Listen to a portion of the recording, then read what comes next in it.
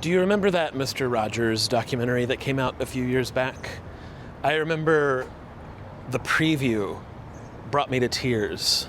I think it did for a lot of people in that era. I think during that time, so many of us were just exhausted by how cruel we had become. And then right after that, the pandemic happened and made us all really numb. And that's a really weird combination of things to happen to our collective hearts. When I was growing up, we had all these stories about who we were, like where we came from.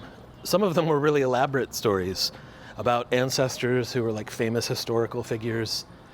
And then later, when DNA testing became available to us, I learned that almost none of those stories were true.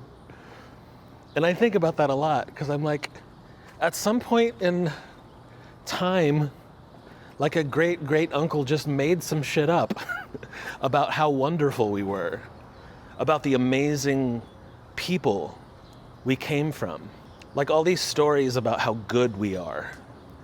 And I'm like, why did that happen? I mean, I know why, because deep down, we're all terrified that it's not true. So we make up this mythology about our own goodness. We're the best, we're the best.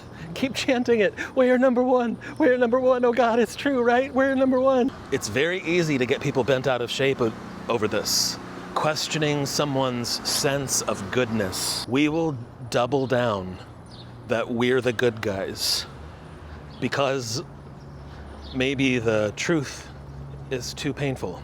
Do you remember that scene at the end of Toy Story 3 where they're all in the garbage pit and sliding into the fire? And they all join hands as they embrace their fate. It's so moving to me because I wish that's who we were. But that's not who we are. As we're in the garbage pit sliding into the fire, we're all like, fuck you, bitch. Who's paying for student loan forgiveness? There's a reason Jesus said, whatever you do to the least of us, you do to me. Whatever you do to your neighbor, you're doing it to yourself. Whatever we do to groups of people in our community that we don't necessarily understand, we're doing to ourselves. I'm talking about the man in the mirror, whoo! I'm asking him to change his ways, whoo! And no message could have been any clearer. If you want to make the world a better place, take a look at yourself and then make that change. The truth is inside of us, and it's wonderful when we have the courage to tell it.